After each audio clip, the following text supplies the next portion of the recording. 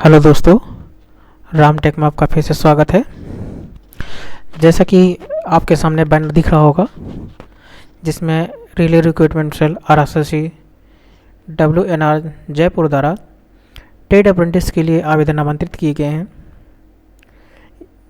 ये apprentice act Jaipur के द्वारा प्रदान किए गए हैं, जिसमें ये पूर्ण रूप से सरकारी भर्तियां हैं और साथ में ही अप्रेंटिस कराएंगी। अप्रेंटिस में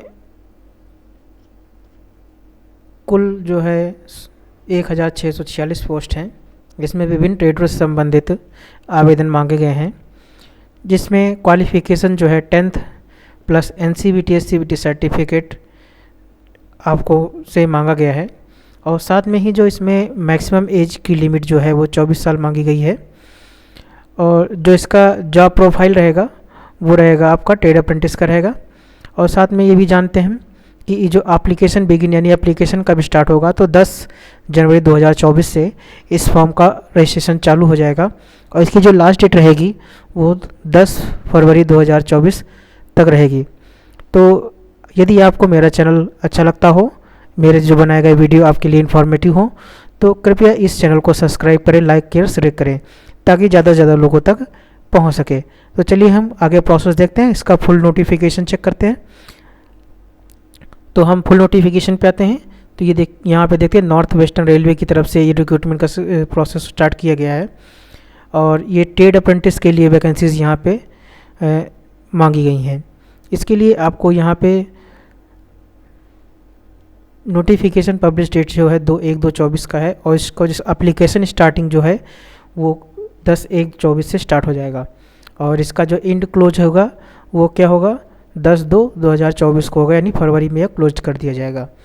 अब इसके अकॉर्डिंग हम क्या करते हैं, मोड ऑफ सिलेक्शन क्या रहेगा, तो सिलेक्शन जो प्रोसीजर रहेगा वो क्या रहेगा, 10th का 50% एग्रीगेट और ITI का ट्रेड का मिला करके दोनों का एक मेरिट लिस्ट बनाया जाएगा। उसी के आधार पर आपका चयन किया जाएगा और जो भी छात्र इसमें कैंडिडेट सिलेक्शन होगा उनको जो है पृथक मेल द्वारा बता दिया जाएगा, ये आपके लॉगिन आईडी पर आपको उपलब्ध करा दिया जाएगा। तो इसका जो पूरा प्रोसेस होगा है वो ऑनलाइन की मेथड से होना है, किसी ऑफलाइन तरीके से नहीं होगा। तो इसके लिए आपको इवनिंग के रजिस्टर पोर्टल पे जा करके वहाँ से आपको रजिस्ट्रेशन करके अप्लाई करना होगा। साथ में डिवीज़न किस किस डिवीज़न में निकली हुई हैं, तो डिवीज़न रीजन मैनेजर की निकली हैं, ऑफिसर अजमेर निकली है, बीकानेर में निकली है, और ऑफिस जयपुर में निकली है और जोधपुर में निकली है। इसी तरह यहाँ से इन्होंने जो है इनके जो है 8 उसमें निकली हुई हैं। अब आगे बढ़ते हैं, हम चेक करते हैं किस किस स्टेट्स में कितनी वैकेंसीज़ हैं। जैसे इलेक्ट्रिकल की हैं, इलेक्ट्रिकल है, कारपेंटर है, पेंटर मशरूम है, फिटर पाइप पेंटर है। इसी तरह बहुत सारी वैकेंसीज़ यहाँ पे अलग अलग मंडल वाइज यहाँ पे निकाली गई हैं। तो जो भी इच्छुक छात्र हैं वो अपना यहाँ से चेक कर लें कि किस क्षेत्र किस में अप्लाई कर रहे हैं, किस मंडल में अप्लाई कर रहे हैं। उसी मंडल की वैकेंसी को अप्लाई करते समय ही ध्यान रख कर पूर्वक उसको भरें। तो यहाँ मैं एक एक करके आपको दिखा दे रहा हूँ ताकि आप अच्छे से समझ सकें। जैसे BTC कॉलेज अजमेर में आपको जो है ट्रेड अप्रेंटिस पेंटर, फिटर और वेल्डर की आवश्यकता है, जिसमें टोटल 25 पेंटर की, फिटर की 45, वेल्डर की 18 पोस्ट वगैरह, और इसमें ITI पास होना चाहिए। तो इसी तरह से और इलेक्ट्रिक के लिए देखिए यहाँ से अलग से मांगे गए हुए हैं, इनकी तरफ से इलेक्ट्रिकल की तरफ से 25 पोस्ट अलग से मांगे गए हुए हैं। तो जो इलेक्ट्रिकल के छात्र हैं, इलेक्ट्रीशियन के जो छात्र हैं वो भी इसमें अप्लाई कर सकते हैं। तो इसी तरह आप अपना आराम से इसको आप डिटेल नोटिफिकेशन चेक कर लीजिए।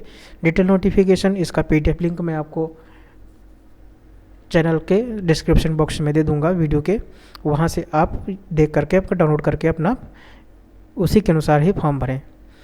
तो आगे बढ़ते हैं।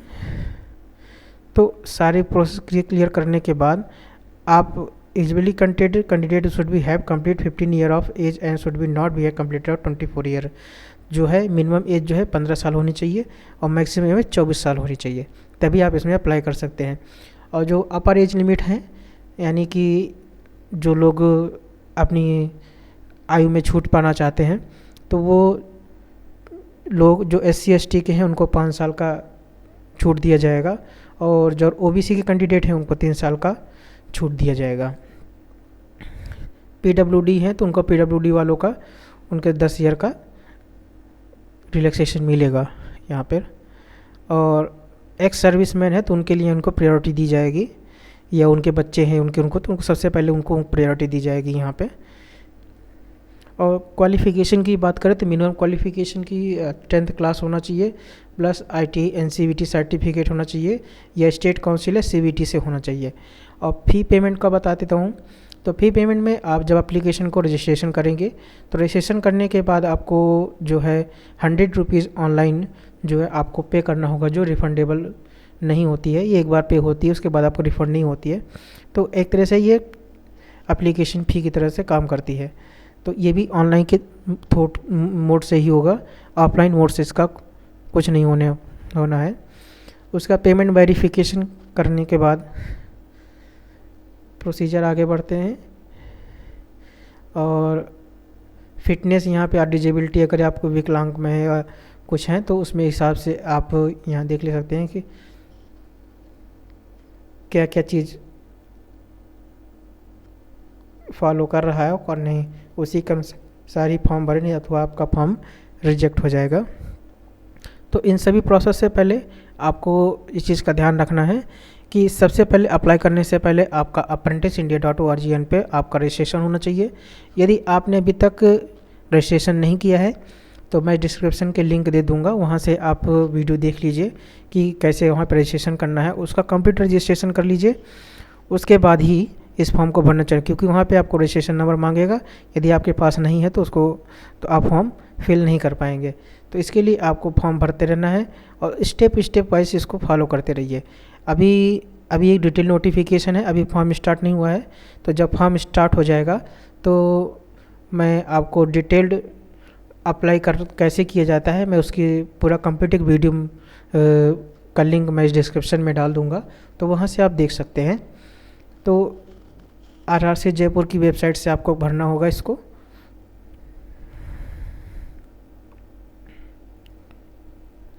इसको भरने से पहले आपके पास क्या क्या डॉक्यूमेंट होना चाहिए, तो candidate should be their colour photo, आपके पास फोटोग्राफ होनी चाहिए जिसकी साइज़ जो है 3.5 सेंटीमीटर टू 3.5 सेंटीमीटर होना चाहिए, और 100 DPI का इमेज होना चाहिए, ठीक है। और जो इमेज का जो साइज़ होना चाहिए वो 20 KB से 70 KB के बीच का होना चाहिए। इसी तरह जो सिग्नेचर है आपका, सिग्नेचर का साइज़ जो है 3.5 सेंटीमीटर से 3.5 सेंटीमीटर का होना चाहिए, 100 DPI का पिक्सल होना चाहिए, और 20 से 30 KB के बीच का आपका सिग्नेचर होना चाहिए। और ये ध्यान रखें कि सभी डॉक्यूमेंट जो बताए गए हैं कॉन्फ़िगरेशन में होना चाहिए, अन्यथा वेबसाइट पे अपलोड नहीं होंगे।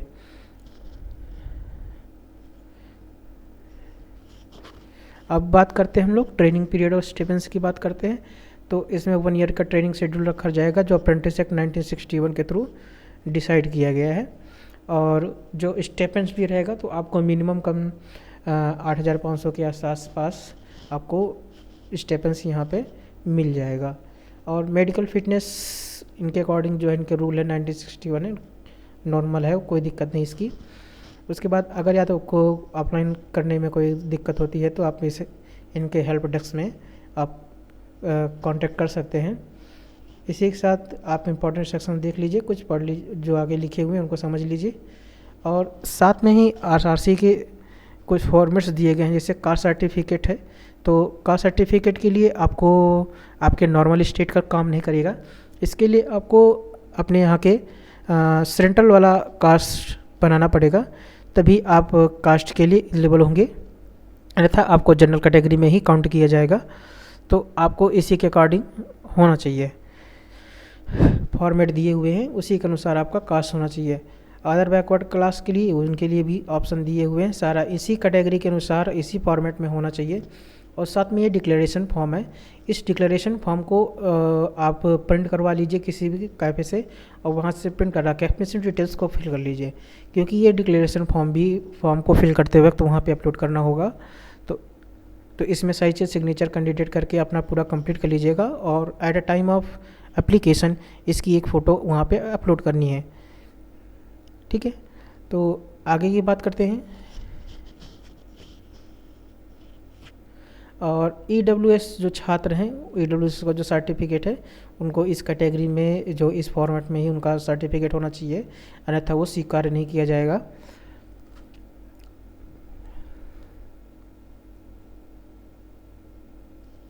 मेडिकल फ़िटनेस के लिए भी आपको मेडिकल फ़िटनेस भी बनवाना होगा, तो मेडिकल फ़िटनेस भी आपको at a time of apprentice joining के समय अगर आपका नाम आता है तो वहाँ पे आपको पे करना पड़ेगा।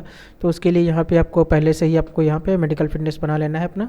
तो मेडिकल फ़िटनेस का ये मॉड्यूल पूरा दिया हुआ है, जिसमें आप अपनी फ़ोटोज़ बाकी डिटेल्स को फिल करके अपने CMO के यहाँ से ऑफिस से वहाँ से आप उसको वेरीफाई करा लीजिए कि आपको क्या प्रोसीजर है और क्या मापदंड है, तो उसी के अनुसार ही आगे बढ़ें। ये सारे कागज़ आप पहले से बनवा लीजिएगा, तभी आप फॉर्म भरें, ताकि आगे अगर आपका नाम आता है तो कोई इसमें कोई दिक्कत ना हो आपको।